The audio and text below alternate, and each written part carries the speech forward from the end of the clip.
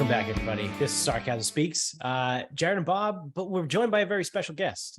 Nick is here with us today. It's been a while. Not the first time, not the second time, but I think the last time you were on, you were here, right? You sat in the living room on your phone, I think, when you jumped in on the show for a little bit at least.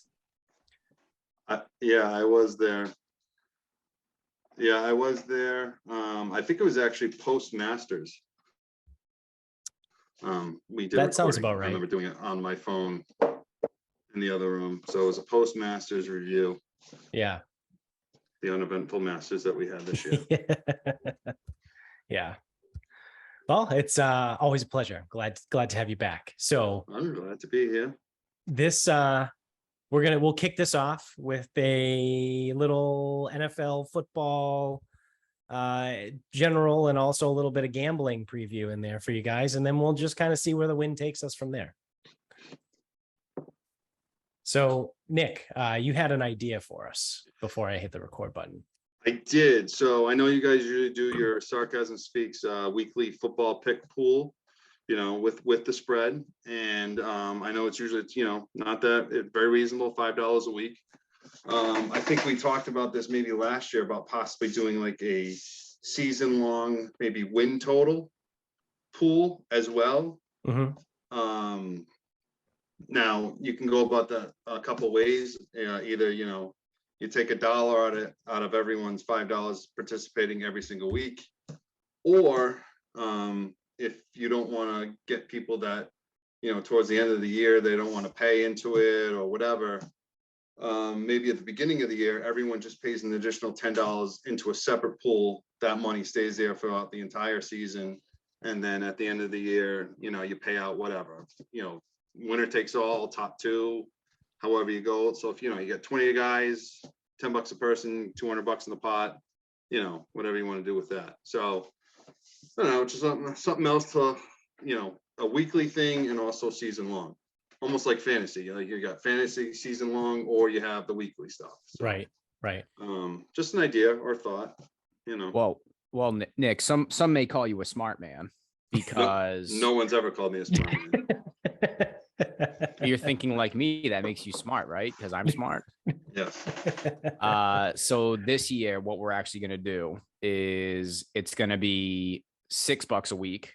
Okay. $5 goes to the weekly, the weekly winner, Yeah. and then $1 goes to the season long. Okay. Because last year I did it as like a side pool because some of the guys like in the gym kept asking me and whatever. I'm like, all right, well, we'll just do like a side pool, whatever. Yeah. So this year it'll be $6 a week. You can still pick your weeks or whatever, or a bunch of guys are going to pay up front and it'll be 6 times 18, whatever that is. Yeah. And then I'll just keep a spreadsheet where I know exactly who paid what and when. And then each week, if we have 15 to 18 people, multiply that by 5, that's what the week pays. Yeah. And then the season long will be the accumulation of all of those extra dollars. So, I mean, theoretically, if someone does each week, that's $18 a guy. And then Correct. If we get, say it's a consistent 12, so 12 times 18, I don't know how to multiply by 12. And then whatever random straggler dollars that come into would be added to that pool. So it should be able to, it's almost like the FedEx Cup where it's going to be super lucrative to whoever wins. So like last year, Chris, is it Steve? No, it was Chris F. Chris F from the gym. He won like 3 or 4 weeks and the season long. So yeah, that's almost like $350. Yeah. No, would it be winner take all? So the season long would be winner take all. Okay. Because I don't think it's not honestly, it's only gonna be like 200. So yeah, I feel like if you win the whole season, you should get a good payoff. Take it. Yeah. Yeah. Because I don't want this to start getting into like, being because I don't even know what's 6 times 18, 64. It's like $110. So it's like 216, I think that is. or something like that. 108. 108. So yeah, 110. So Oh, like, I cool. did. So yeah, 6 times 18. And the guys that want to pay up front can do that, no problem. The people that want to pay it week by week, because that's better for them, cool. Like, I don't want this to start turning into like this big expensive thing, because then people start, not only does it start becoming like with the bullshit, because there are a couple like wonky things like the tiebreakers, whatever, and then it's like people are gonna bitch about tiebreakers, and it's like, I like doing it, and I really, really don't mind doing it. I don't want this to be like this big, super contest where it's like I'm gonna have people texting me outside the group being like, I don't like this because no, dude, we're doing this for fucking fun. Yeah. And if Chris F picks at 56% again, which was wild, insane. I should have started just tailing him. Well, no, we don't get. We do get the results. Well, we get the results after. Yeah. Once it closes. But can we see what other people have? I think. I think I definitely can, because I can do whatever as the admin. Yeah. I can't change anyone's picks, but I can see whatever I need. Well, yeah, you can edit picks. Yeah, you can edit them. I don't know if I can. Well, because my uncle runs a pool through Pool Host as well, and he's able to go in and edit picks after the deadline. Now that's for a survival pool, so I don't know if that's different than like a weekly pick 'em, but for survival pool, he's able, like, if you forget to put in your pick, he can put it in. Okay, yeah, that might be a little, because I think when the deadline goes, it's like it's an hour before kickoff or something. Yeah, I think it locks in at kickoff. Yeah, because I've been on my phone at 12:58 trying to get the thing in before. Yeah, we've all been there. Yeah. Yeah, so that'll be the only difference this year, is the season long will be a little more, they'll be a little more worth it. And I mean, actually that's it. And you're not, and for the most part, you're not really completely out of it either. I mean, maybe towards like the end, like the last 3 weeks, but most people you can, there's a lot of ups and downs. Because I mean, so he throttled all of us last year. Like, it really wasn't fucking close. Well, he hit it almost 57%. Which is insane. Which is, if anyone knows anything about sports gambling, that's literally unheard of. He would have killed it. He would have fucking killed a bookie if that was him. But he throttled us, but it's not uncommon for someone to go in a 18 game. No, it would be a 16 game pick set. Yeah. It's not uncommon for someone to go 13-3 and follow it up with 3-13. Exactly. Yep. Yeah. I had 1 week last year. I think I only got 3 or 4 wins, but I feel like I was pretty consistent last year. I think I did well. Like, overall, you did do well. You were always at the top of the list towards the end, like when it came to season total. I think I hit at like 54% or 53. But then I remember, because there was someone that was better than me. I think I finished third, because I think Chris hit 57, someone else hit maybe 54, and maybe I was at 52. Yeah, I don't know how it broke down. I forget who was kind of in it at the end. I could probably go back and look. Yeah, I thought Crazy Steve. Oh, Degenerate Steve. Well, no, there's 3 Steves in there. Okay. Oh. But yeah, because Degenerate Steve is not the kid's father that did you meet him at Twin River one time? Yeah, I think so. Yeah, that's not Degenerate Steve. Okay. I don't know. Maybe we can get some more Steves on board, make it more confusing. And then any listeners that want in, feel free, hit us up. You can jump in. It's $6 a week. Here you go. You just got it. Or pay up front, $108 for the whole season. You're good to go. You don't have to worry about it every week. You just have to remember to get your picks in. Yeah. Yep. Because I'm not doing that anymore. If someone pays for the season, they are in, and you don't pick. Yep. Right. Tell your friends too. Yeah. Tell your friends. Tell all your pets, whatever. Relatives. Yeah. Co-workers. Leo needs a pick set. Yeah. Yeah. So what did we have? I think all together we had like 22 people that participated at least 1 week. Like there were 22 accounts, There was but probably, I think there was like 14. I don't think we, that I did don't it think every we ever week. had less than 15. Okay. And I think we probably averaged 18.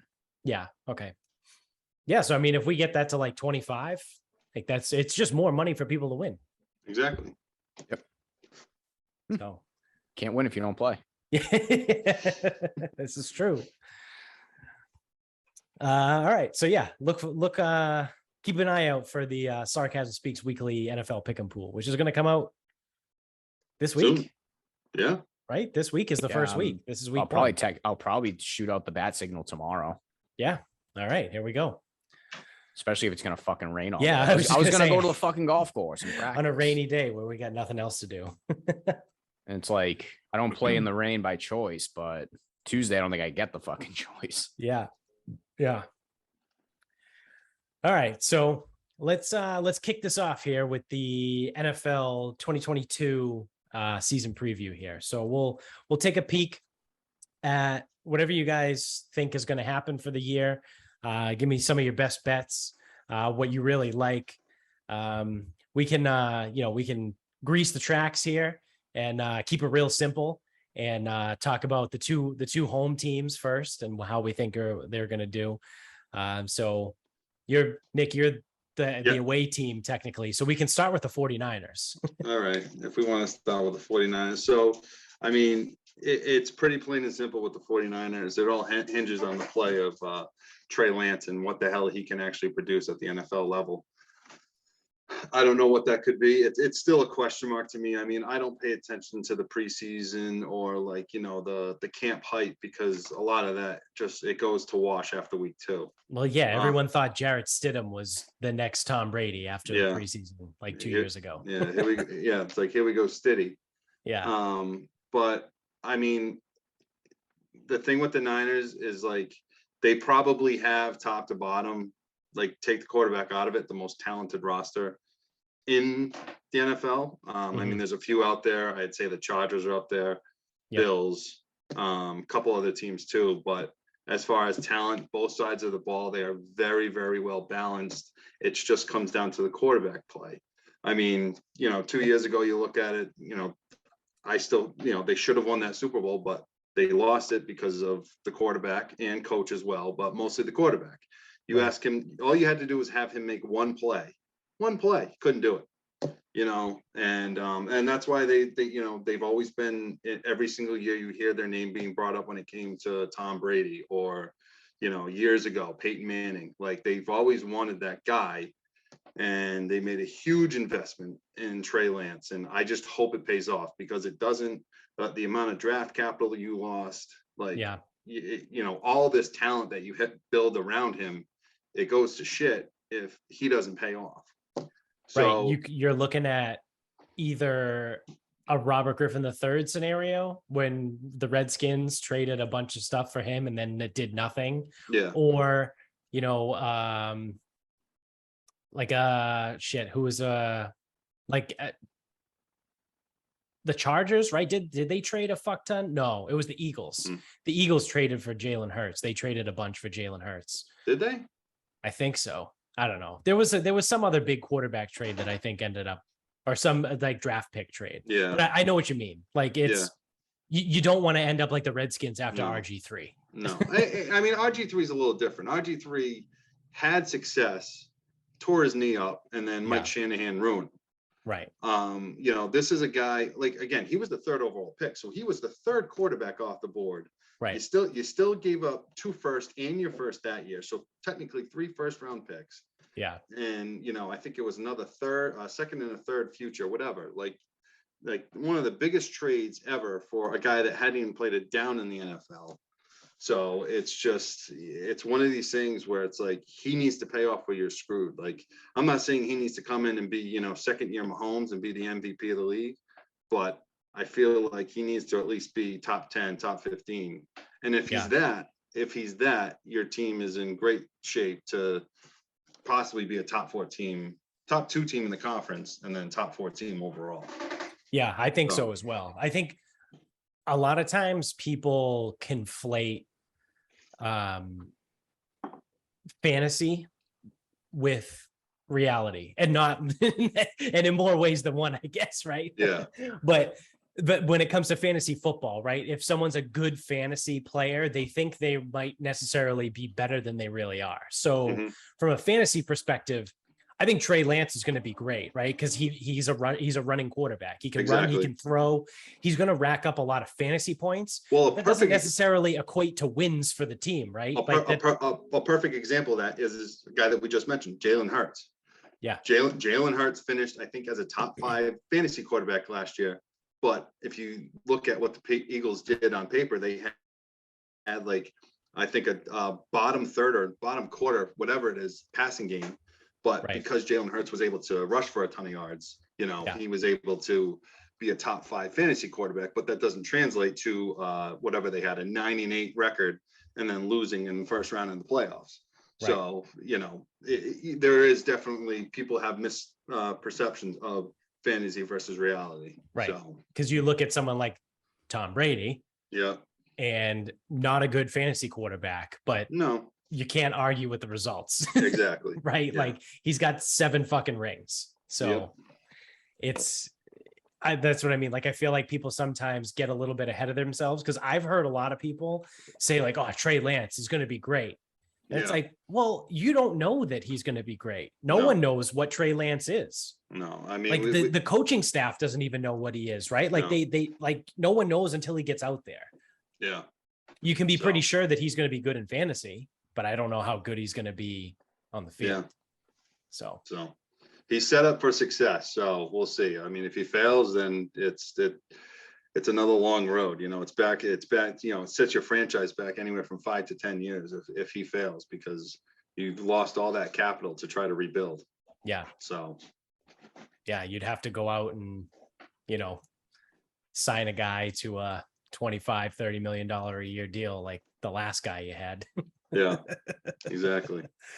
That they just restructured and ripped up his contract. And a lot of people are making a big deal about that too. They think that they restructured because they don't think Lance is ready. That may be the case. I sure as hell don't know. But I mean, there was other factors that played into that. It's like they didn't want to cut him. I think that was the big thing, is they didn't want to cut him because they thought he still had whatever value left he has. I mean, at this point, what are you going to get? A conditional 7th round pick?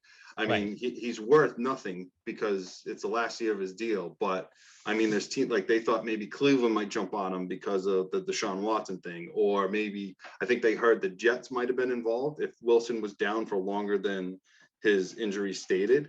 Mm-hmm. So there's the one team they don't want him to go to, which who cares, is Seattle for whatever reason. I don't know if it's just because you play the team 2 times a year, but they didn't want him going to Seattle. So that's why they kept him on the roster at minimal. I mean, they say he's the highest paid backup in the league, but still, that doesn't say much when your starter's making 25-30. And I think Bart Breer was saying on the radio the other day, another factor that played into this was the starting quarterback. If the starting quarterback is making less money than the backup, sometimes that can, the locker room can kind of stir things up. So I think that played into it too, is that they wanted him making less than Lance. So a couple of factors played into it. I'm not worried about it. I mean, how I feel about Garoppolo. He fucking sucks. I mean, I say that about every single quarterback that comes to the San Francisco 49ers. It's like Alex Smith. I hope. CJ Beathard. What do you mean? You didn't like CJ Beathard? Well, no, not guys like or Nick that. Mullins. I'm talking about guys that they've invested in, like Alex Smith with the first overall pick. I still say it's one of the worst things ever, because you could have had Rodgers, and then you pay all this money to Garoppolo. He doesn't pay off in the Super Bowl. So, just guys that can't make plays for me. Like they're not both guys, Smith and Garoppolo. You had to just be a game manager. Maybe they asked you to make one play and you couldn't make it. Like at that point, it's like, get out. Just find me someone that can make one play. And I'm hoping Lance is the guy. Yeah. So I think he might be. I think he's like, I don't think he's gonna, blow the doors off. Like I don't think he's gonna be Cam Newton. But I think he'll be he'll be, at least half decent.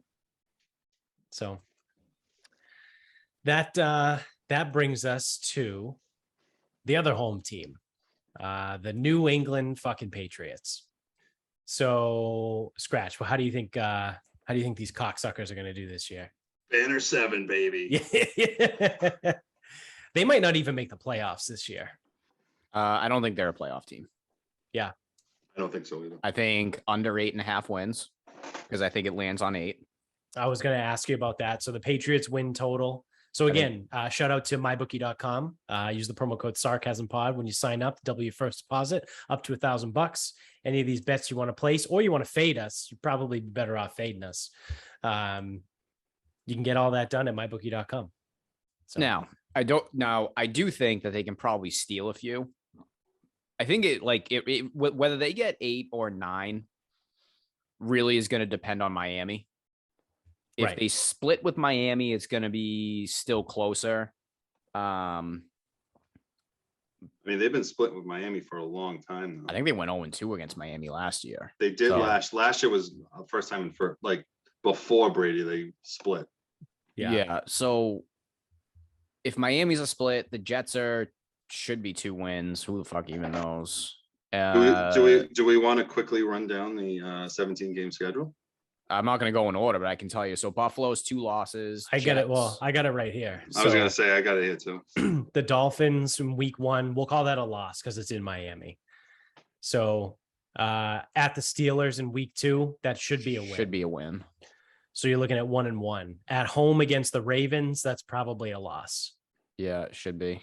In Green Bay, that's a loss. Should be a loss. Well, we have to make sure that the first 4 games, Patriots are still in preseason mode. Don't forget about that. Yeah. What So is that? That's 1-3. The season That's doesn't 1 and start 3. till week 5.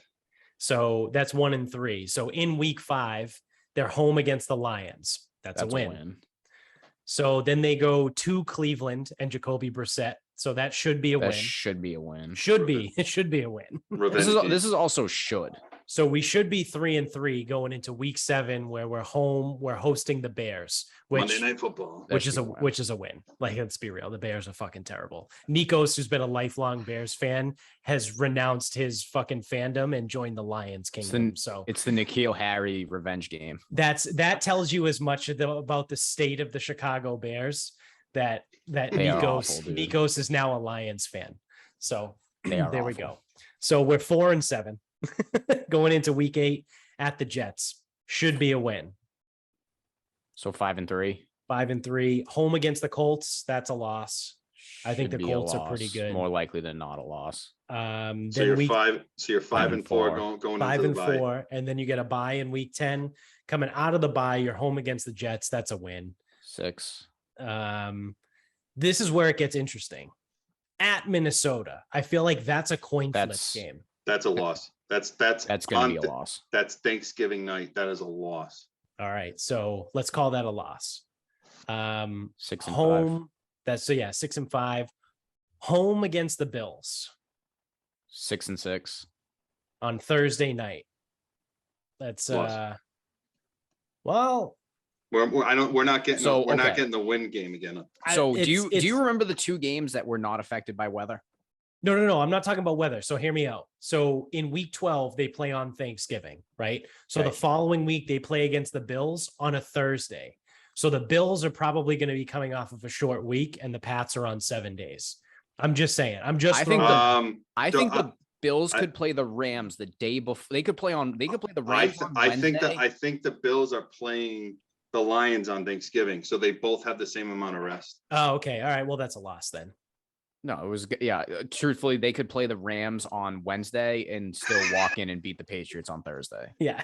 Do you actually remember The playoff game the playoff game and the last game of the year? where Or they whatever, didn't, the last meeting of the year? where they didn't punt the ball at all. Yeah. They it was couldn't disgusting. stop them, Yeah. and they couldn't do anything. It was, how do you like your coffee? Oh, okay. I'll go get that for you. fucking A. All right. So 6 and 6 after that Bills game. Yep. And then week 14, we're in Arizona.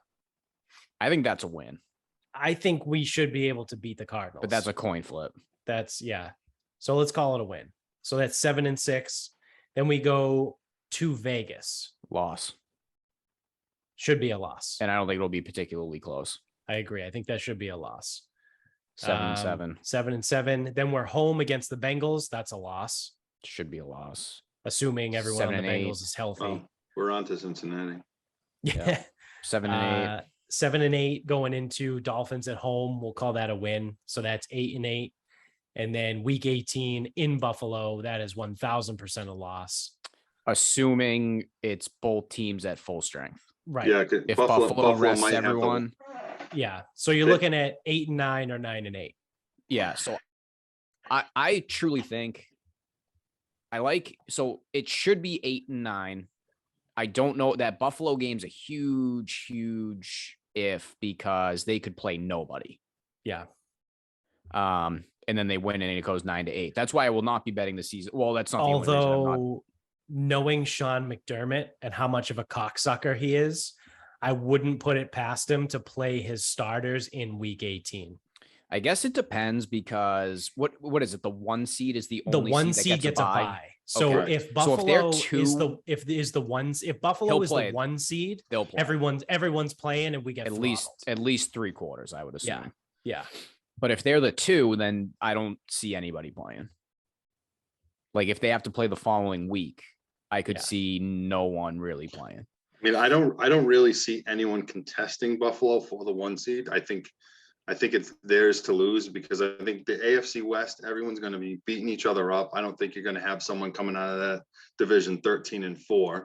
Yeah. The North is North is tough. I think I got a potential hot take brewing about the West, but I'll get to that when we get to it. So I think the West and North are going to be canceling each other out, because they're just going to beat each other up. And I actually think Baltimore comes out of the North. I do too. I think you're going to see Cincinnati regress. It's going to be that Super Bowl loss hangover team. Yeah, and I wouldn't be surprised if Cincinnati misses the playoffs. I expect them to be a wild card team. Yeah. I agree with that. And then with the North back in the day, and it's like, some of the coaches are still the same and the teams have moved around, whatever. It's like, it's always been dogfights. Like no matter how bad Pittsburgh is, they usually compete. Yep. And I don't know what they're doing with Mitch, but if they just get him to just game manage. Play, like I don't manage might even be more than what they need, but like just not fuck up. Just be better than Ben Roethlisberger last year, which is or equal. Very he can be low equal. fucking. He can bar. be equal to it. They made the playoffs. Yeah, but he was very risky throwing out there. He had no business being on the football field. But I think they'll play. I think their position players will be better than they were last year. Like Najee Harris did not really do a lot last year. He should be pretty good this year. Yeah. My running back in fantasy. That's why I took him number 1 overall. So yeah, I mean, but so now the cynic in me, the Patriots should go 8-9. They might sneak a 9 out of Buffalo with it being goofy, whatever. And then I actually think in my head, they either knock off the Ravens at home or Green Bay for no reason at all. And they leave there's no rhyme or reason. There's no matchup that makes any sense. But for some reason, because those games are big games, they knock one of them off. And then you listen to the Sports Hub, they're going to be going to the Super Bowl like you heard it last year. Yeah. And then what'll happen is they'll probably be playing pretty well going into Minnesota, and Minnesota will just fucking throttle them. Like they will have no answer for Justin Jefferson. Yeah. No. If Dalvin Cook and Justin Jefferson are both healthy when they play that game, it's not even going to be close. For as good as Justin Jefferson is too, and for him to sit there and be like, man, I really love the offense right now. That is terrifying. Yeah. That is scary to Minnesota. I think Minnesota, I mean, not saying it's a hot take, but I think Minnesota might take the NFC North this year. They should honestly be, if they're not the favorite, they should be. Green Bay is still going to be the favorite because of Rodgers, but I think Minnesota Minnesota takes that division. Did anyone pay attention to the fact that Devontae Adams just left? I agree. I agree with what you said, and I actually have money on this right now, so that I have a whole list of like things that I bet on and things I like, some talking points here. One of them was the Vikings win the NFC North. I got them. What'd you get? Plus 120? Plus 270. What the fuck? Really? Yep. MyBookie.com. Run now. Do it. Hit it. Plus 270 for the Minnesota Vikings to win the NFC North. Really? Yep. Yeah. Packers is still the bet, but I Minnesota. But why? What is it about Green Bay makes like Rodgers the quarterback? It's got to be Rod. Their defense is very good too. Were they good last year? They were. I mean, I don't know how they were ranked wise, but they have some good young cornerbacks. Yeah, they have a very good defense, and they're saying that. Was it Jair Alexander? I think is that one of the cornerbacks that's fucking nasty. Yeah, they're thinking their defense is going to be the strength of that team, which they added Quay Walker. Yep. So who some people think might be the defensive rookie of the year. Sup, Ian? Shout out to Ian.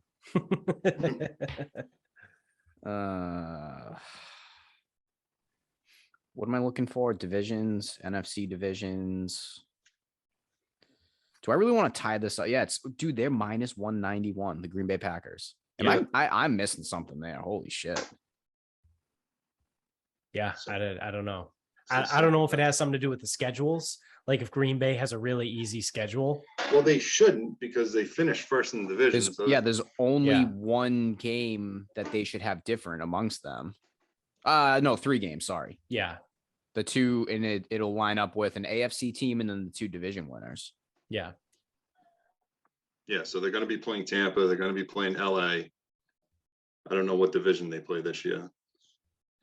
Yeah. So it would be Dallas, LA, and Tampa. Those were the division winners, right?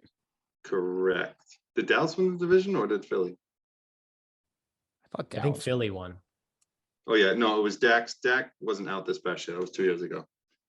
So I know they both. No, yeah, I think Philly was a wild card. Okay. Yeah, because they played Tampa, so they were probably the 7 seed. Yeah, that checks out. So that's one of my picks. Is the Vikings to come out of the North. The other one that I have, now that we're done talking about our home teams here, I like the Eagles out of the NFC East. I think the Eagles are primed to be very fucking good this year. I think their defense got a lot better. It was already pretty good, and it got better. They drafted Jordan Davis, who I think was a steal at the 22nd overall pick. And now I'm not a fucking NFL analyst, obviously, but I've seen videos of him literally throwing NFL offensive linemen around. So it's one thing to do that in college, right? Because he's 6'9", like 330. But when you do that in the NFL, like that's some serious shit. Like that's pretty good. So I think Jordan Davis is really fucking good. He has the potential to add a ton to that line that already has Fletcher Cox on it and Brandon Graham. And then less important, but still additions. They added Hassan Reddick, who he's fine, but I mean, he's a decent linebacker at least. They also picked up James Bradbury after he got cut, and they just traded for CJ Gardner-Johnson from New Orleans, who's a pretty solid safety. And they already have Darius Slay, who's very good. I would put him flirting in the top 10 of best corners in the league, but so let's call him a solid top 15 corner in the league. So he's very good. And I think their defense is great. And then you go to their offense and everything is set up for Jalen Hurts, similar to Nick, what you said earlier about Trey Lance. This is a make it or break it year for Jalen Hurts. Exactly. Jalen Hurts could come out this year and absolutely light the world on fire. Or he could fall flat on his face and we know he sucks and he's not going to be a good quarterback. They got AJ Brown, who's fucking, he's nasty. He's huge. He's a monster. You just gave Jalen Hurts this massive fucking moose to throw balls to. on top of he already had Devontae Smith. Like they have Zach Pascal, who they added to in free agency, who I think is a sneaky ad because I saw a couple Colts games last year, just, on fucking Red Zone or whatever. Pascal is like, he's one of those like sneaky, he's like a Curtis Samuel type of guy. You know what I mean? Like he'll catch a lot of balls. He'll break one. He's a little bit of a gadget player. Yeah. So I think he's good. I think. And then you got the second year Devontae Smith too. Right. So that, like I said, the offense is set up for Jalen Hurts to take the next step and be that guy. Yeah. And if he can do that, watch the fuck out. And assuming everyone can stay healthy, because I think the Eagles have the potential to be very, very good this year. If again, everything can come together. The only thing that I don't like about the Eagles is their running back room. Yeah. Miles Sanders is a fucking asshole. He can't stay healthy. He can't stay healthy. He's up and down. And then behind him, you have Kenneth Gainwell and Boston Scott. I mean, they just picked up Trey Sermon from the 49ers. Yeah, good luck with him. Yeah, I mean, he's another 6 of one, half dozen of the other, right? Like he's hurt. When he's healthy, he's good. When he's hurt, he sucks. Like it's fuck. But the running back room leaves a lot to be desired. But like I said, everything else, I really, really, really like the Eagles. And I actually took them to win the NFC East at plus 165. Nice. So, what else? Oh, let's go to MVP. Who you guys think? So first, give me who you think is going to win, and then give me like who you would actually bet on, like who you'd like to put on. Yeah, if he's healthy, I don't see why it would not be Josh Allen. Right. I mean, obviously you got your top guys, Allen, Mahomes, Rodgers, obviously. Obviously it's all, I mean, we haven't had a running back since Peterson, or a non-quarterback since Peterson in, what was that, 2012? Yeah, and it took him having a run for over 2,000 yards to win exactly.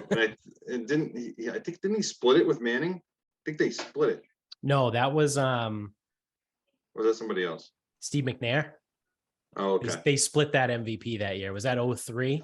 It was Steve McNair and Peyton Manning, something like that. I don't know. I think the chalk pick might be Allen. I don't know who I would actually go with. So I like the Josh Allen, like using common sense, it tells me Josh Allen, right? Yeah. However, the guy I really like a lot that I haven't put anything on it yet, but I'm probably going to. Can I guess? Yeah. Justin Herbert? No. Oh, okay. Close though. Derek Carr. Okay. I think Derek Carr, now, if you want to get technical and play the whole like football game thing where it's like, oh, it's the first year of the system. You can't win in it. Like, you can't figure it out. Whatever. All right. Maybe I'm a year too early, but I think Derek Carr is a very good quarterback. I think he gets a lot of flack. I think he's overlooked a lot. I think he's very good. I think he's a solid top 10, like close to a top 5 quarterback. Like I'd probably put him somewhere around like 6 or 7 as far as quarterbacks go.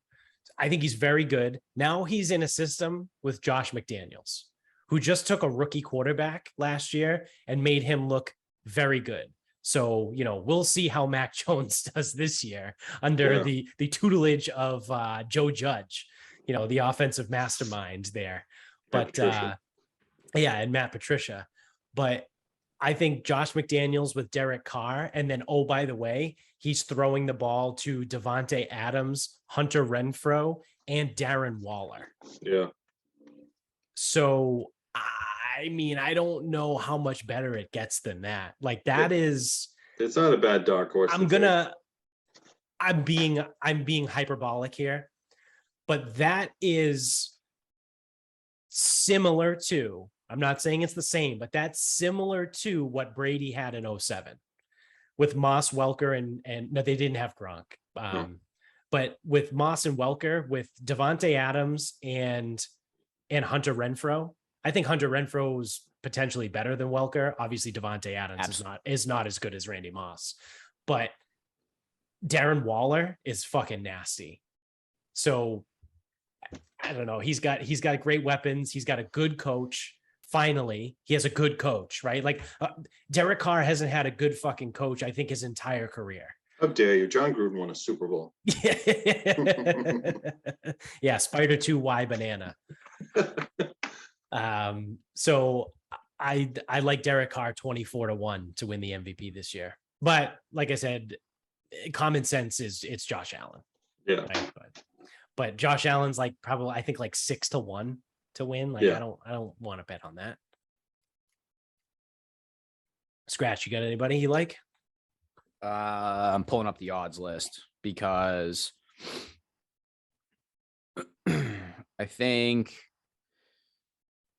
mean, someone that I would like to win MVP, but I don't know if I'd bet it. And I'm doing this without any real like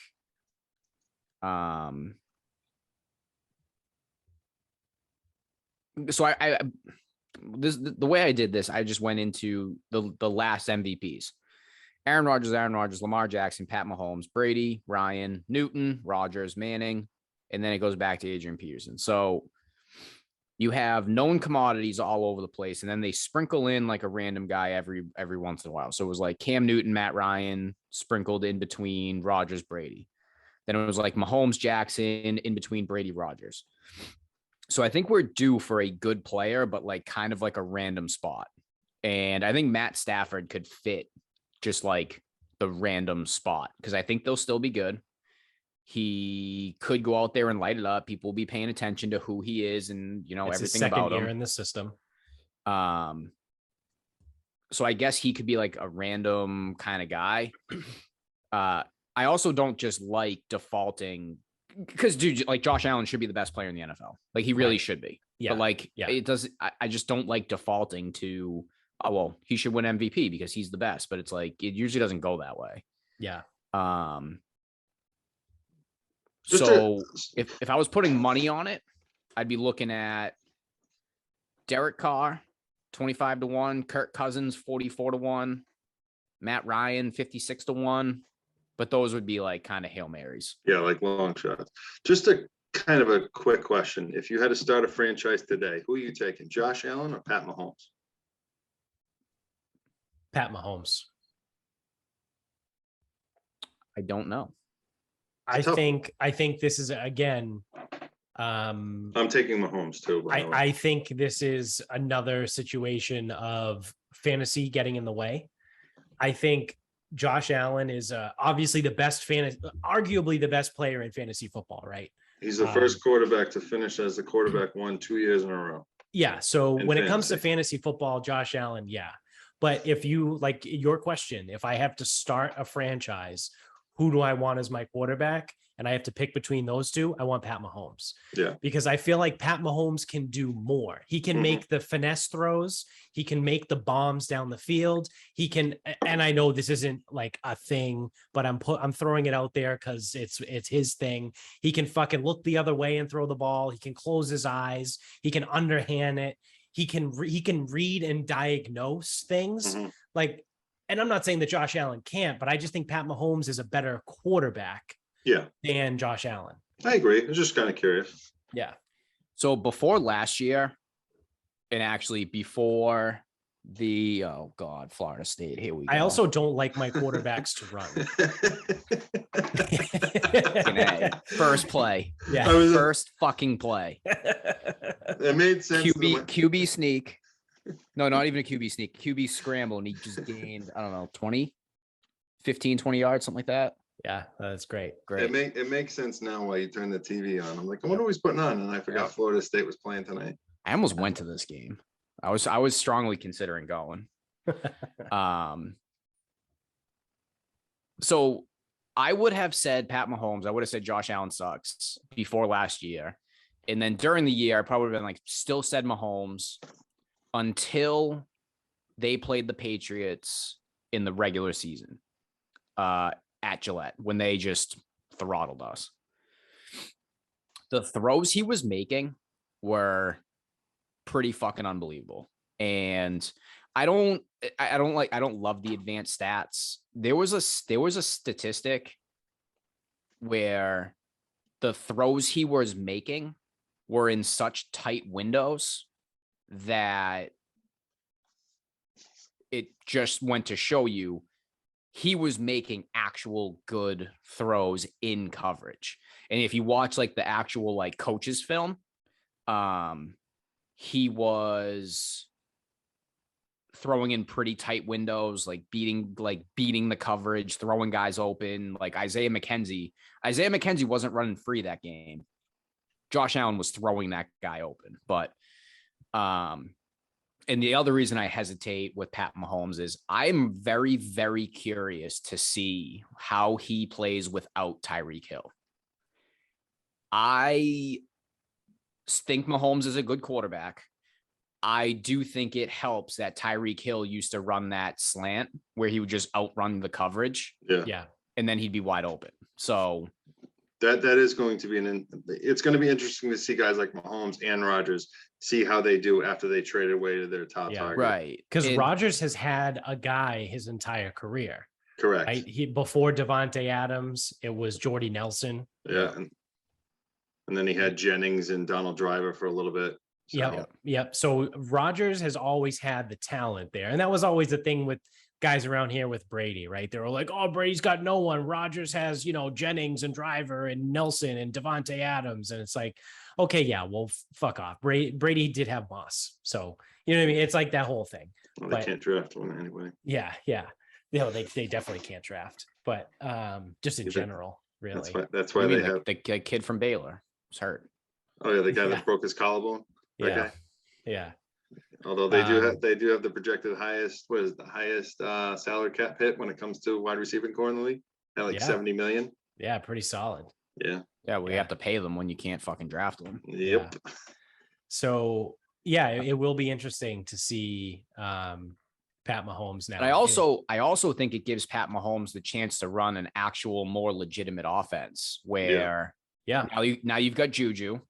So like he's a good receiver. So yeah, whatever the fuck happened in Pittsburgh is what happened in Pittsburgh. He can play. So but he ain't a gadget player. He is a more traditional wide receiver. So he'll probably Reed goes back to running a more traditional. And when I say traditional, I mean like, it relies on routes and throwing guys open and not just like running around like a dickhead in the backfield, almost like Russell Wilson's offense in Seattle, where he runs around like a dickhead and just throws a bomb.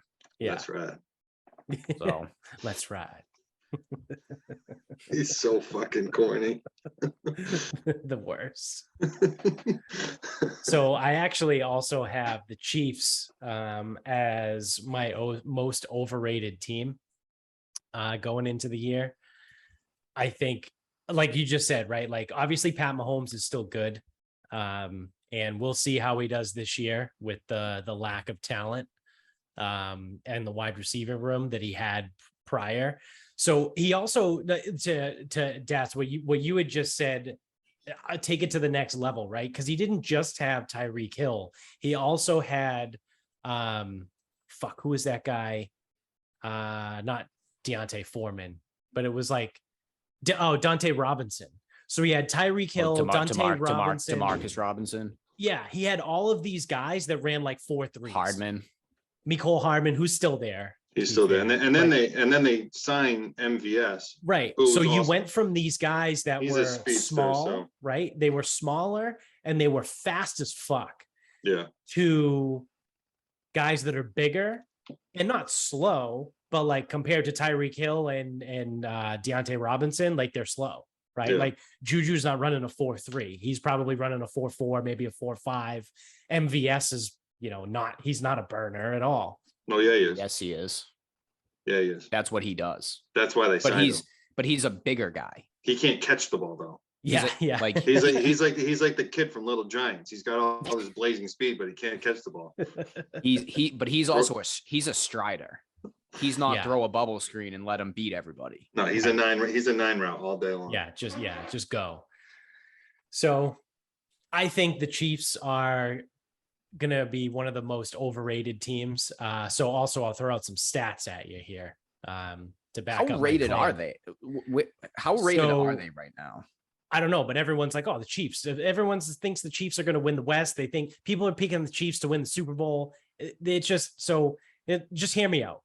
In 2001, last season, they were tied second in the most yards per play allowed. So their defense was horrible. They were tied for the second worst defense in yards per play last season.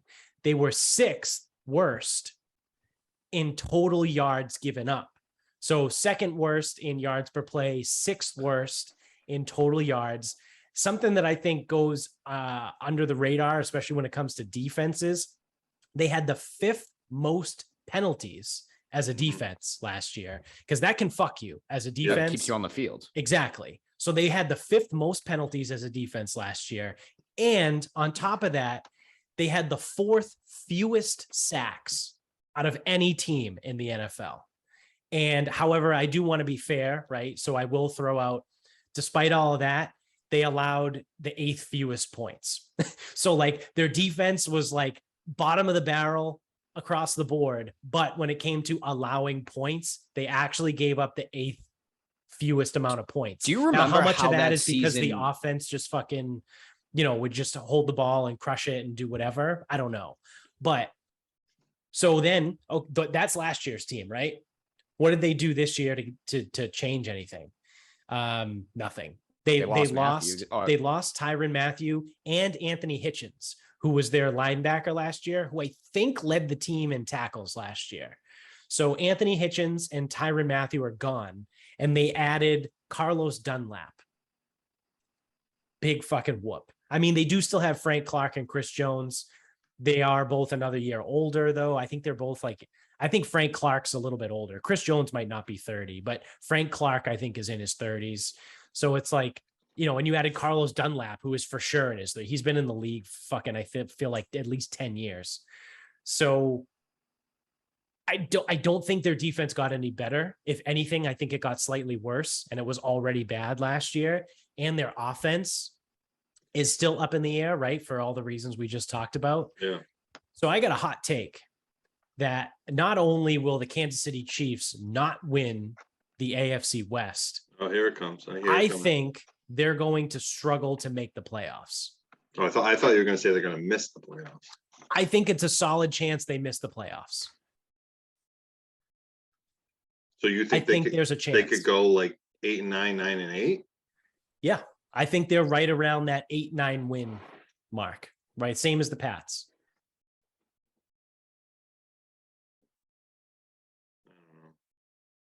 Like they'll be they'll be struggling to get in. They'll come down to week 17, week 18, needing to win games. I still think if you have the quarterback, you're in good shape. I mean, if you look at it year in, year out, who's always in the playoffs? It's always the guys that have the quarterbacks. You very rarely see a bad or a good quarterback or great quarterback not make the playoffs. I mean, I can't even think of quickly off the top of my head stop it. Who hasn't made the playoffs but was a great quarterback. It's they usually find a way. Yeah. And you got Mahomes pretty much in the prime of his career. I mean, he's still young, but he's in the prime of it. So I think he's like 26, 25. Yeah, it's something stupid like that. So I mean, they've made the AFC Championship game. What is it, 4 years in a row now? Yeah. So they're for sure not going to be in the AFC Championship game this year. Yeah. So I mean, I like to see how the West plays out. It's going to be an interesting division. A lot of people like LA to come out on top. Denver's a wild card because I don't know how Russell Wilson's going to transition. I personally am, granted, there's some biased here because I can't stand Wilson for all the years that they've been playing the Niners, but I think Wilson's one of the most overrated quarterbacks of the last 10 years. I don't think Denver's going to be that good this year. AFC West: Chiefs, Chargers, Raiders, Broncos. That's how they finish. That's how I think they finish. Yeah. And according to like the odds, like likely to win, or from a gambling perspective, the only thing that flips there is Raiders, Broncos. Yeah, they have Raiders as the 4 in that division, I think. So Yeah. I think they're gonna be pretty good. I don't know. I mean, they were a playoff team last year and they improved. So yeah, I exactly. think it goes Chargers, Raiders, Chiefs, Broncos. Now, I would also say, I would say the same as you, Mello, until the Chargers have shown me that in their DNA. So that's the other thing. They now, and this is completely irrational because there's no tangible anything I have. Right. They should be the best team in that division. They should be. Right. But they are the fucking San Diego Chargers. Yes. So what I think really is going to happen if we're going to do like a projection here is that I think the Chargers win the AFC West, right? Like I think it goes Chargers, Raiders, Chiefs, Broncos. And then I wouldn't be surprised if the Chargers lose in the first round of the playoffs. Yeah. You know what I mean? Like they might come in as like a 2 or a 3 seed and then lose to the fucking 6 or the 7 seed. I mean, that defense is going to, especially if the 7 seed's the Patriots. If the Chargers are the 2 seed and the Patriots are the 7 seed, I think the Patriots beat the Chargers in the first underdog round. Money line alert. Yeah. You guys going to play that at all this year? Yeah. So, well, no, Jared, I don't know if we talked about this at the cookout. I don't know if you're in that conversation, but I read something a couple weeks ago where if you had bet, say the unit play was $100 money line on every single underdog last year, you made out like 28.5 units up. Oh yeah, underdogs crushed it last year. So it's one of those things. It's like you play every game. Like there's some weeks where you're going to lose a ton of money, and then there's some weeks that you're going to make like 3 times you normally would. So yeah, it was an interesting stat. Just take every single dog money line, and then I think against the spread, dogs were covering. God, I can go back and look because I'm a psycho and I keep all these stats. Yeah. But I think at one point dogs were covering like 60%. Yeah. Against the spread. I believe it. That might have changed towards the end of the year, but I think at one point it was that high. Yeah. Because every week, like I said, I'm a psycho and I keep all the stats and everything. And I would screenshot it and send it to Bob and Vinny and be like, I can't fucking believe the dogs are covering 60.4% this year. Like, doesn't make any sense. And then you take them that week and you go. Yeah. And that's the week that they go like 4. Yeah. You drain your account. Yeah. They fucking drill you. Yeah. But also when things like that happen in a season, again, since we're talking statistics, it's statistically unlikely for it to happen the next season too. Yeah. It'll probably be a lot closer to 50-50. Right. Yeah. Right. And if it's even if it's like underdogs 54%, if you miss one, you're not at 54%. And then now you're losing money. So yeah. Right. Really hard thing to do. Yeah. You guys get any other hot takes? Any underrated teams, overrated teams? A sleeper? I don't think so. Let me pull up Super Bowl odds. Oh yeah, we got to do that too. So before we do the Super Bowl, I have one player that is going. I know it's going to infuriate me, but I feel like it's the closest thing to a lock that you can get. Is I think George Pickens is going to have a fucking nasty rookie year because he's a Steelers wide receiver that just got drafted. And the Steelers have been able to draft wide receivers like no one ever has had in the history of the NFL. The Patriots should have hired that guy 25 years ago. Yeah. He's gone. Colbert's gone now.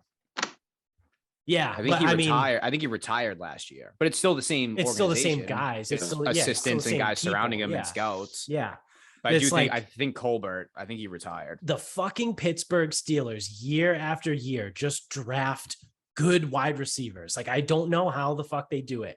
So my player take for this year is that George Pickens is going to actually have a good year. Now, he's got Mitch Trubisky throwing on the ball, so temper your expectations. But I think he's probably going to be flirting with 1,000 yards. Is he who's the leader in the clubhouse for offensive player of the year? The rookie offensive player. Offensive rookie. He's like third. Number one is Brees Hall. Running back for the Jets. Yep. So it goes Brees Hall, Kenny Pickett, George Pickens, Damian Pierce, Chris Olave, Romeo Doubs. Yeah. Sky Moore, Garrett Wilson.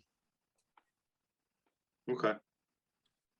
I mean, I would not take fucking Brees Hall. Holy shit. Yeah. So, but it's one of those weird ones where there's not a starting quarterback that was drafted. Usually it goes to the quarterback, but I mean where's Sky Moore? Is he Kansas City? Kansas City, yeah. Yeah.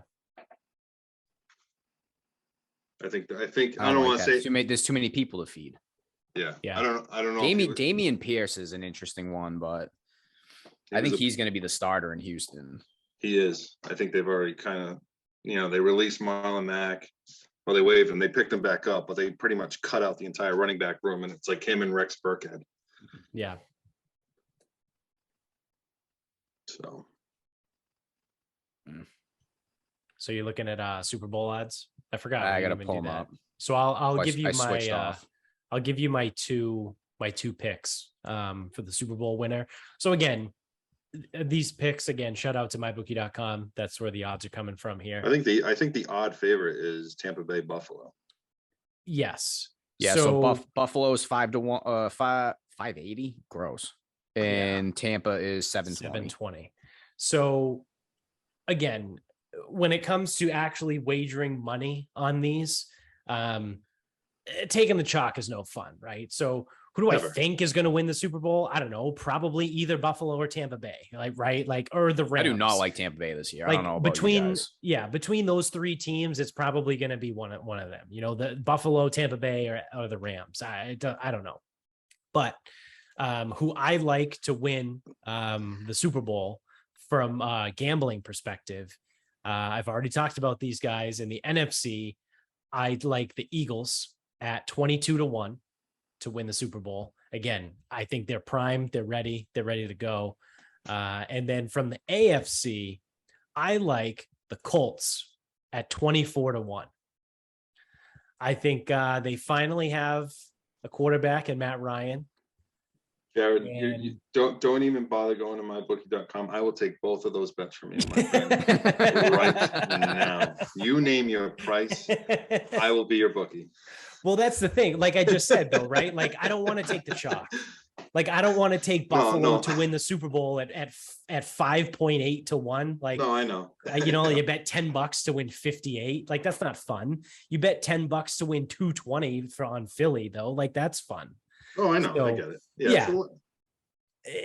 Are they going to hit? Probably not. But it's a fun $5-10 bet. You know what I mean? Like I get it. Let's have some fun. Yeah. You're not looking to pay off a house. I know. Right. But I think the Colts. I think people are sleeping on the Colts. I think Matt Ryan's a lot better than Carson Wentz. Yeah, and I think he's better than Phillip Rivers when Phillip Rivers went there. Absolutely. 2 years ago. I still think he has some in the tank. And again, it's just like all these other quarterbacks that we talk about. The team is built for a quarterback to just go in there, make a couple plays. Yeah. And, they got Taylor in the backfield. And he's got good receivers. He's got Pittman. Pittman, I know we're not talking fantasy today, but I think Pittman could have an explosive year when it comes to fantasy football. Right.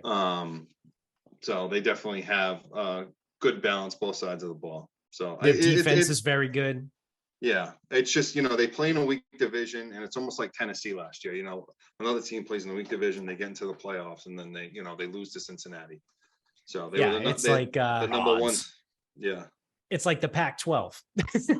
It's like the team that wins the Pac-12 goes and plays some of the SEC team, and then they get fucking shellacked. That's the AFC South. It's the Pac-12. Yeah. So. Or a team from the Big Ten, like USC will go play like Ohio State and get fucking just bent over. And it's like, because this is a real football team. This isn't the Pac-12. Yeah. Well, if I'm going to go, if I'm not going to go chalk, which I do think Buffalo comes out of the AFC, but I'll pick a different team. In the AFC, I'll go with talent. I think they're the most talented team in the AFC is the Chargers. I think Herbert, I think this is his third year. I think he can. The only thing it's one of these things. The only thing that's going to hold back the Chargers is going to be Zach Taylor. It's going to be the coach. Going forward on 4th and 5 on his own 20. That type of bullshit. Like he's a guy that plays the stats and whatever. But that it screwed him against the playing the Raiders the last game of the year last year, and that's why they didn't get into the playoffs. Right. But they're very talented. So I'll go with the Chargers in the West or on the AFC. NFC. Fuck it. I'm going with a hometown pick. I'm going with my Niners. I'm going to ride Trey Lance, baby. I like that pick. Again, they're at 1550. So plus 1550. So 15.5 to 1 odds. Yeah, we'll have a it's 30 to 2 odds. Yeah. They're 30 to 2. So I don't hate that pick. 31 to 2. Yeah. I don't hate that. So yeah, I mean, I guess for the sake of being different, if I'm looking at an odds board, I think a couple Hail Marys that I don't expect to hit would be Vikings and Raiders, 37 and 36. Rematch of Super Bowl 9. Those would be purely just to hit a lottery ticket. Yeah. Like, I don't think they're going to happen. But the numbers are good. Might be worth a couple bucks on the Ravens. I don't trust the receivers, but I trust everything else. I don't know if you need really, really good receivers because they might have 2 really good tight ends. And I saw something about Bateman. I know he got hurt last year, but Bateman was like really good and like he was number 1 in some stat when he played last year. And I know the Ravens got the injury bug like real fucking. They got the injury flu fucking last year. Like they didn't get the bug. Like they got crushed. Yeah, everyone got hurt. They had like 8 guys on IR. Yeah, and then even Lamar was banged up, right? Yep. He was. Then he got COVID twice. Yeah. And he got it. Yeah, whatever. Yeah, he got it twice.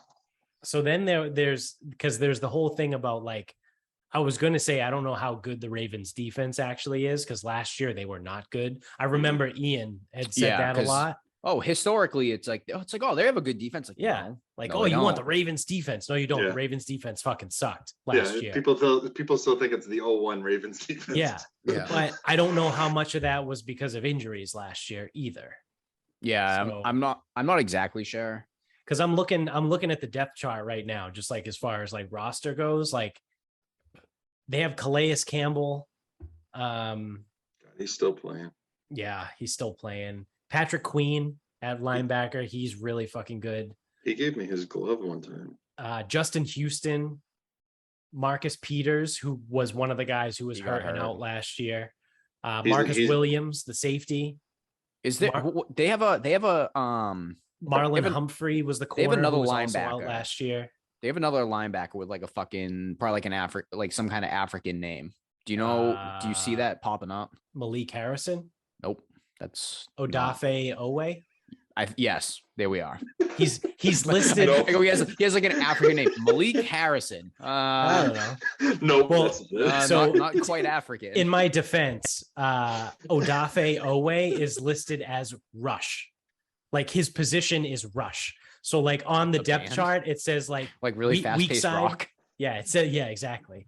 It says like weak side linebacker, middle linebacker, strong side linebacker, and then there's just a position that says rush. Yeah, and that's Odafe. So when you said linebacker, I looked at the linebacker part of the depth chart. He's pretty good, from what I gather. Yeah. So yeah, like I said, in the secondary they have Marlon Humphrey, who was also hurt and out last year, and they also got Kyle Fuller. Okay, I mean that's NFL players. Their secondary should be good, right? Between Marcus Peters, Marlon Humphrey, and Kyle Fuller, like Those are good cornerbacks. Yeah, I mean, Humphrey got. Marcus Peters isn't the same guy he once was, but he's No. okay. Yeah, No, but I if mean, he- he's if not he's- throwing flags into the audio, the stands anymore. But Yeah. That guy was nuts. so they should be better, right? The Ravens defense should be better. Should be. Yeah. Also, so I think who oh, Chiefs. We were talking about the Chiefs, and Yeah. I know we got off it. I also just don't expect so for how historically bad they were last year, I just really don't expect them to be that bad again. Like they were. Do you like actually remember the progression of their defense over the season? Oh, it The was Chiefs? terrible. Yeah. Yeah, it was bad. But if you remember, for like the first 8 weeks, it was awful. Like really, really, truly, and utterly awful. They literally couldn't stop anything. I think. And then they were number There one was a for like 6 straight mediocre. weeks. There was like a very mediocre running back, like a Miles Sanders type, that ran for like 130 yards against them. And then they were number one for like 6 straight weeks, and they like weren't giving up any points, and they like really put it together. It's probably And then they did. schedule. Yeah, it could have been scheduling. I don't know what the opponents were like, but like more like what the point I'm trying to make though is when you're that really truly that bad, it's Yeah. hard to do it 2 years in a row. So it's like the Ravens were awful last year. It's going to be hard for them to repeat that. Right. Same Yeah. with the Chiefs. Yeah, they went. Well, I'm looking at it real quick. They went on a run where they played the Giants. They held Green Bay to 7 points. Yeah. They I held. think that was a Jordan Love game. I think we were watching that at the cigar bar. They held Dallas to 9 points. They held Denver to 9, Vegas to 9, Pittsburgh to 10. So that's why That's a pretty good run. That's why their points per game was so low. Like they were 8th in the league because they had those stretch of games. But then they had games where, they're losing to Baltimore 36-35, Philadelphia 42-30. So they had some games where they got out of control. Yeah. But yeah, because they struggled. They were 3-3 after week 6, but then they went on a 8-game win streak they were 9-1 to end the year. So they got hot late. Yeah. Yep. And then But then their defense cost them the playoffs when it almost cost them against Buffalo, and it did cost them against Cincinnati. yes, because they completely blew that game. Yeah.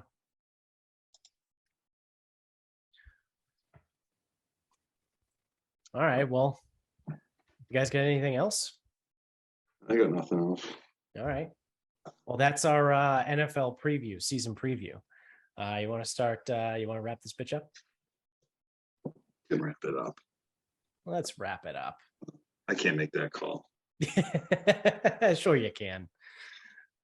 Nick, you got a final thought? Yeah. Maybe a quick one. So the last week and a half or so, I've played in 2 charity tournaments, both at the same country club, Swansea Country Club. One tournament, team I was on, I don't want to say we struggled. We had a respectable, I think we shot 8 under. And then I played one this past Wednesday, same course, Swansea Country Club, and we ended up winning it. Very nice. At 14 under. So one thing which I like, they're both charity tournaments. What are people doing cheating during charity tournaments? Like, what are we doing? Well, I'll tell you exactly how you do it. So you gotta follow this guy, Lou Stagner, on Twitter. He's incredible. I've seen you retweet him a few times. Yeah, he's a stat guy. Yeah. And like he like puts out all these like obviously very accurate stats, Yeah. but he'll like put out these stats and then like he'll like space a couple lines and be like, unless you're at a Scrabble tournament or Yeah. something like that. Yeah. Oh no, one of my favorites was it was like the odds of a 12 handicap shooting whatever number is like 1 in 100,000 odds. He goes, guaranteed this happens 3 times at my member guest this weekend. No, I'll tell you exactly. So I'll tell you exactly how a charity scramble Oh, well, no, goes. I mean, I know how it goes, but like, we had one team, we were watching them because there were a few holes behind us in Swansea, the back 9. Have you ever played there? I haven't played there. No, I never All played. right. So the back 9, it's kind of clustered. So like the holes are on top of each other, so you can see people as they're teeing off. Bring your hard hat. Yeah, exactly. And we see this group of three. Now, the way Swansea does it, I don't know if a lot of clubs do this, but they have a live scoreboard. So you input your score. Oh, Golf Genius or whatever. On an app. So it's not like you hand in cards at the end of the tournament. So, you know, I mean, that just, it opens the door for cheating to go on, because it's like, oh, well, we can't be ahead of these guys. Let's throw a birdie on here. You know, we made that putt, even though we were, 2 feet away from it. But like, there was a group of three. It was a threesome. So they were one guy short, but we could see that they were taking extra shots. So it's like, what do you do? Just because you only have three, that means you get to take an extra shot because you don't have a fourth? Did you pay for a fourth? Like, what's going on here? Are you paying for that extra shot? You get 3 shots, that's it. So, stuff like that was aggravating to see. And then it's like, we see these guys when they turn in their cards at the end of the day. And it's like, okay, you guys are 12 under. Like, come on. Like, this guy can't even like walk up a hill. He's like, he's like bent over backwards as he's walking. Yet, they turn in a card and it's like they were 12 under. So, I mean, I will say our team did very, very well. I know as my job as the bottom guy on the team, I know that going into it, all I can bring is just luck and a few shots. I will say my putter was on point. I nailed almost a 25, 30-foot putt. That was huge on a par 3. So, I mean, I held my own. But I just the cheating, man, it happening and then once when you see it too, I mean, we're not going to shout across the fairways calling them out, but it's like, it was terrible to see. Yeah, I mean, like you said, it's a charity tournament. Like, what are you doing? Yeah, exactly. Like, we're just here to have fun. It's the worst display of golf ever. Yeah. What did you say that Cunty Chris said to you? Like, when it comes to scrambles, we don't mark bogeys. That's number one. And then what I've seen people do is, when they get up to the green, they hit their putt, and if it goes in, it counts. But if it doesn't go in, then they go to where they're actually going to play from. So, like, say the 3 of us all hit the ball on the green. I know exactly what you're talking about. Yeah. Like, we're going to take my ball, but Mello walks over and hits his putt and knocks it in. It's like, oh, it's good. And it's like, yeah, you guys just rolled 8 butts. I love the guy that's holding the pin near the hole. So when the guy's putting, a little backboard action right into the hole. Yeah, that counts. That's a birdie. Yep. It's and then otherwise, outside of just like flat out lying, which is what people will do. Yeah. Oh no, we made birdie on that hole after you've made a 7. So I don't know. Scrambles are tough because they can get competitive if you're playing well, but then it's like, like I've been at one that's like, I knew how hard that course played, and we came in at like 11 under, and someone's like at 16 under. I go, not a fucking chance. No fucking way. No way. Like, sorry. That's like 16 under is really, really hard to do. Yeah. It's literally almost a birdie on every single hole. Well, you mix in some eagles, like it's whatever. Yeah, that's what happened to us a few years ago. Played a tournament at Wentworth, and Chad's in my group, who just like you, Bob, he's close to a scratch guy, handicap 3-something. Yep. We shoot like I think 18 or 19 under, legit, like no bullshit, nothing. And then we get there thinking there's no way no one beats us. Winning score 21 under. Yeah. Fuck you. Like, come on. Yeah, it's birdie every hole plus some eagles. Yeah. So. But I mean, I've been there. I've done it. Like, I've come in at 15, but I had 3 single digits and our fairway finder and putt hitter. So fucking coach, Chris's father-in-law, all he would do, he would hit first and he would put a ball in play. Then the 3 of us would swing, and whatever happened. And then he made like maybe 3 putts for the day. And like, that's it. That's all we needed from him. And then we won like 2 that year, I think. I think that was the second one where we came in at 15 because that was like Eastern Country Club because it's, we were on all the par fives into, I forget how many they have, 3. I think they have 3 in Easton. Yeah, I think it's par 71. And yeah, I mean, when you're putting for Regal, you make a couple, whatever. But if you get drivable greens too, forget about it. The number's gonna be so fucking low. Yeah. Because if you get good players, 1 out of 4 will probably hit a green that's drivable. Yeah. Yeah, super annoying. Scrambles are so annoying. Yeah. So fuck scrambles. I don't I really don't like 4-man scramble tournaments. I mean, for coming from a guy like you, I can understand it. For me, I could give 2 shits. Scrambles are fun for me. I just show up with 8-10 drinks in the bag, and it's like, let's get ready to go. I would actually say that 2-man scrambles can be super fun because you only get 2 cracks at it. So it's like you got to play like real regular, almost regular golf. Yeah. And it's actually like you can still go kind of low. Like if someone hits it close on a par 3, you get 2 runs at it. But yeah, the 4-man stuff is hard because someone could just decide that day, be like, I think 15 under will win it. And they fill in the scorecard before they even hit a shot.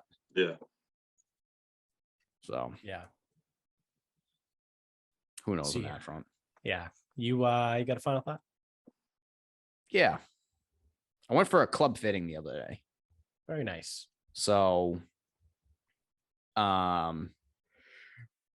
obviously I get a discount on Titleist stuff. So, the guy, like I walk in, it's a younger guy, new guy at Harmon, who I really liked. So he's like, all right, what are we hitting now? Show him.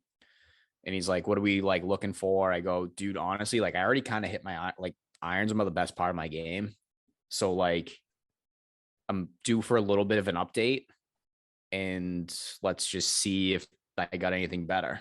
It's like, he goes, cool, no problem. Let's roll. So I don't even know how many balls I hit in a half an hour. I was fucking ripping through them. I'm like dying, sweating, took my hat off halfway through. I'm like, I can't wear this. Fuck that.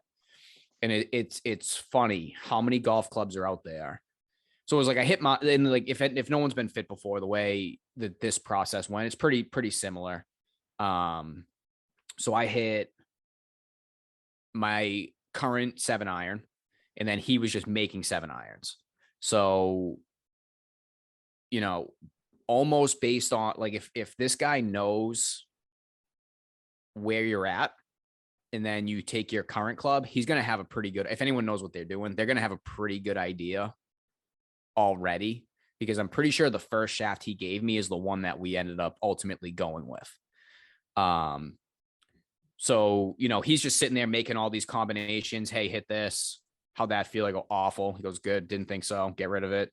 How's this? I'm like, that was pretty good. Hit this. I'm like, oh, that was awesome. I go, that was really fucking good. And it's like, all right, well, let's refine this a little bit. Hit this. How's that? Awful. Take it back. How's that? Awful. Take it back. How was that? I'm like, it was okay. He goes, you didn't hit it good. I go, get rid of it. And so I don't even know how many fucking balls I hit in a half an hour. But I ran through the 3 Titleist heads, the Callaway Apex, a Ping, 2 TaylorMade clubs, and I think 2 Strixons. And it's amazing that all of them felt like absolute shit, except for the Titleist T300 and the Strixon ZX4, which now now those are both pretty forgiving clubs. The 300 is an upgrade over what I have now. They don't make AP1s anymore. It's just that T300's their, option. And then the Strixon, those felt pretty good too, but they look awful. They have just a really fucking big head to them. I'm like, I'm not hitting these. Yeah, I didn't think so. Get rid of it. It's just move it, whatever. So I'm probably going to order at the end of October. I don't want them for this season. It's because I also found out. So not only did I hit everything further like, which, that's a thing. But I was hitting it higher and spinning it close to the same, which if you're like evaluating like the clubs, like that's kind of what you're looking for is ball speed, spin, and launch. So like, for example, if you like, say we're doing a 7-iron and he gives me one, it's like, whoa, the ball speed's crazy on that. But I'm like, yeah, but it came out like super low. That's because it could be the loft of my 6-iron. Like, so it's just, you're not actually hitting the same club further. You just got a different club. But come to find out that the new T300s have stronger lofts, but I'm able to get them up in the air and spin them the way I want to spin them. I'm like, this is almost like fucking cheating. So yeah, needless to say, I can't wait to order them. I'll get them for next year and then still play mediocre golf. Yep. That's what I'm looking forward to. Well, but in the meantime, though, I might learn how to reshaft some clubs. That would be fun on my own. Yeah, let me know if you do that. Maybe we can do a couple of mine. I might learn how to do. Well, actually, so to be completely fair, I already know how to do the shafts. It's just couple things to figure out, and then I got to learn how to do grips, which don't seem very difficult at all.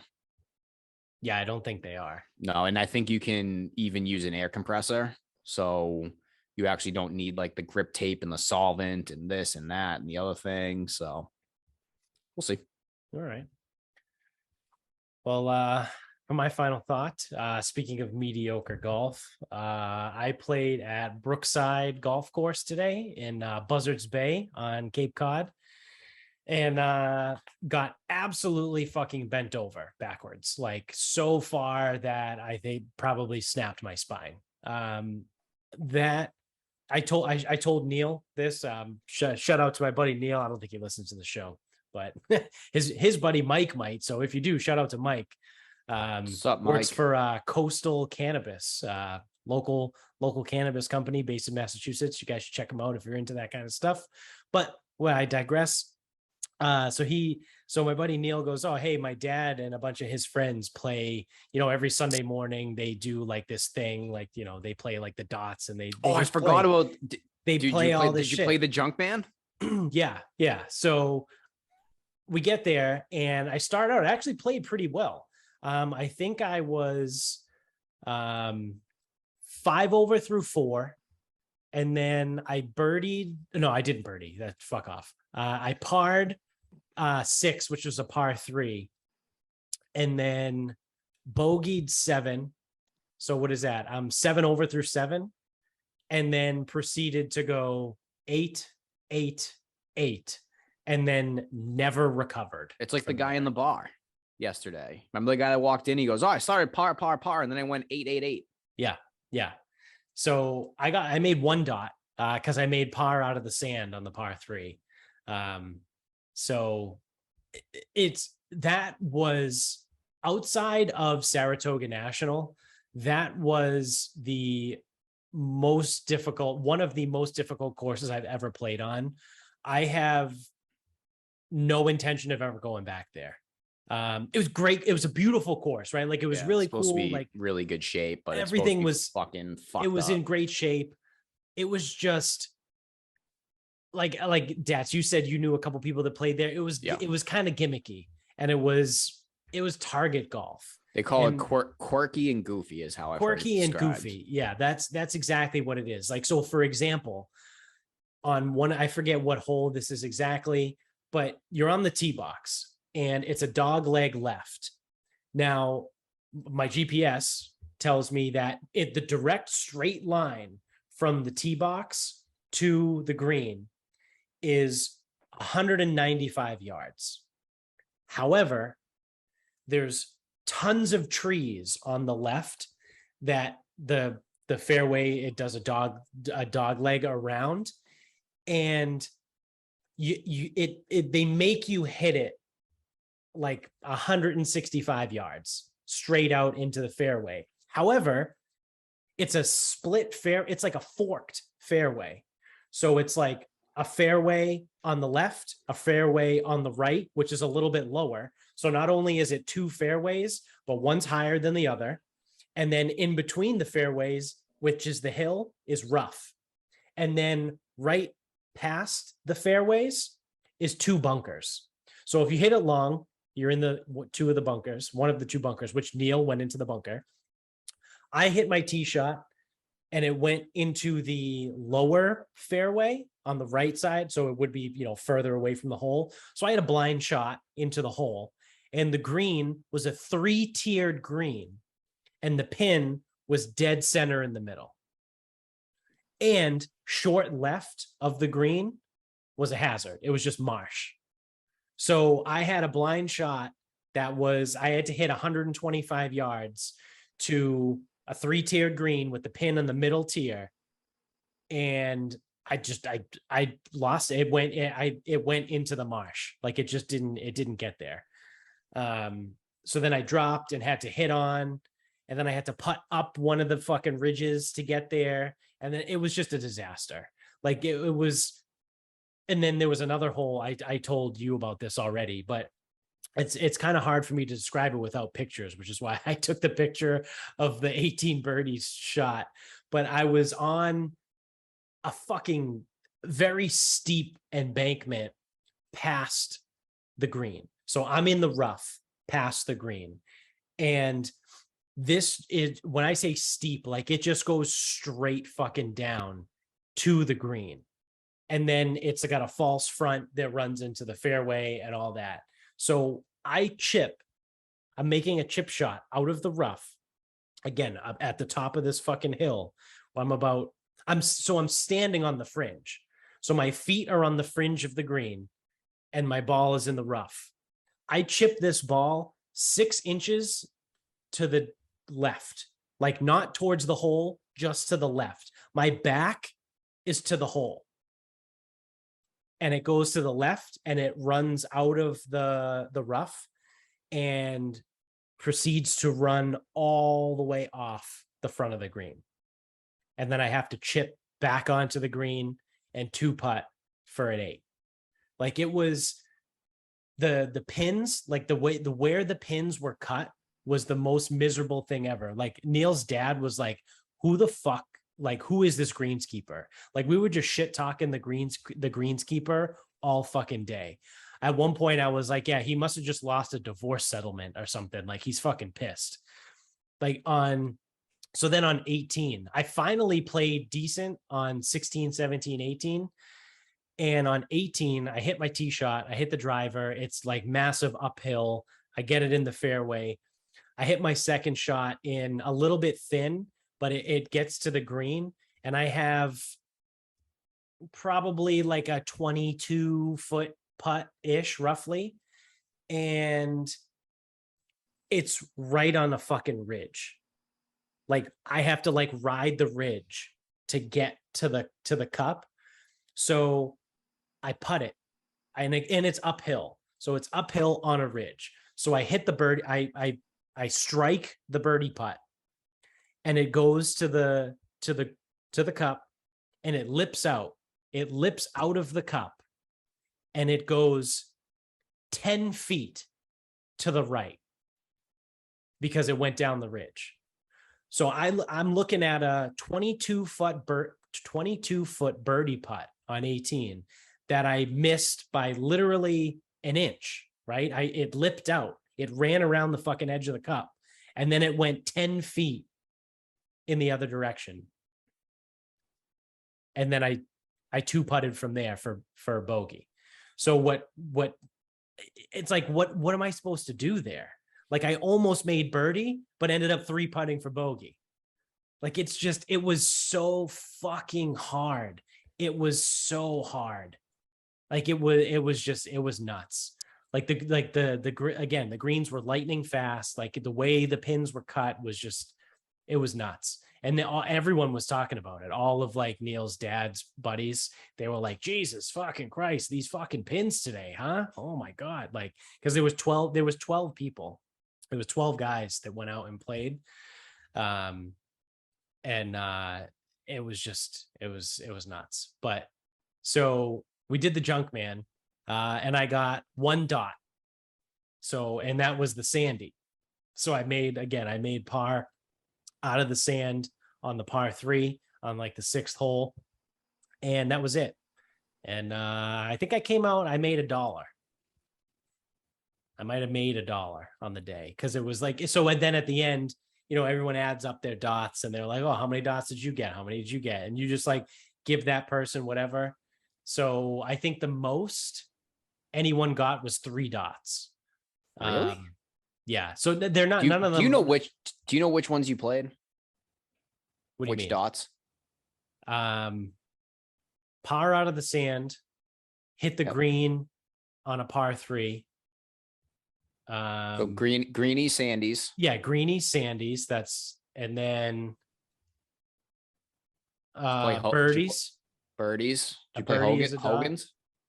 No. And then Okay. it's the lowest number of putts in the entire round gets a dot. And then the lowest score of the round gets a dot.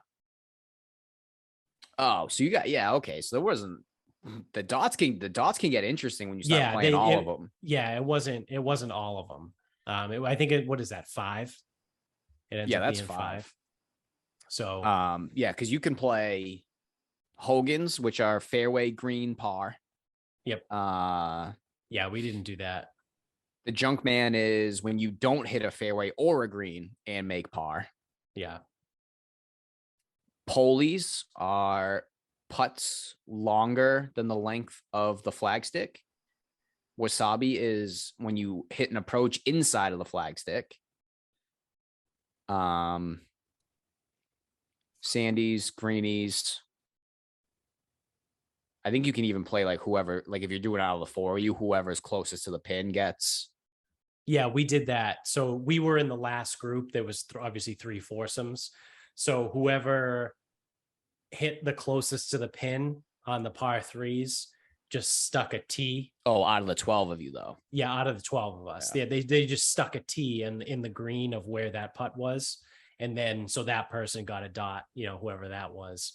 But like I said, I had 1 dot. The most anyone else got was 3 dots. So I ended up giving that guy $2. But I think at the end of it, like I said, I made $1. What are you gonna do with all of your riches? Yeah, I don't know. Buy a new golf club. Put it towards the sarcasm speak. Cool.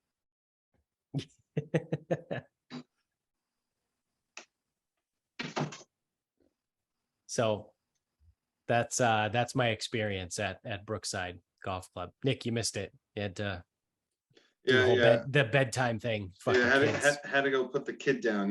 It's your guys will be there one day. It's 8:30. It's time to put the kid down. So yeah. You'll understand when I have to go through. So. All right. Well, that's it. I think that's all we got. So until oh wait, no, not yet. No, geez, I'm cutting this off already. Oh, we gotta pay the sponsors. Yeah, this is only the 386th time I've done this. Big 400 coming soon. Yeah, thank you to grillyourassoff.com. Use the promo code SarcasmPod over there to save 10% off your order every single time you check out. We already talked about my bookie. Go to them. Sarcasm Pod again doubles your first deposit. You can get us on Twitter at sarcasm_speaks. Facebook is sarcasm speaks. Twitter is sarcasm_speaks. Right? Did I do that already? Instagram sarcasm speaks pod. That's where it is. See, when I don't do the thing in like the normal order, I get all fucked up. It's almost like I should have this written down by now. If you're on YouTube, like, rate, subscribe, thumbs up, tell everybody you know about the show. If you're an audio only guy, same thing. Give us 5 stars on Spotify and Apple Podcasts if you're an Apple guy. Can't rate us on Amazon. It's just those 2 for now, I guess. But tell everybody you know about the show, spread the word. And so until next time.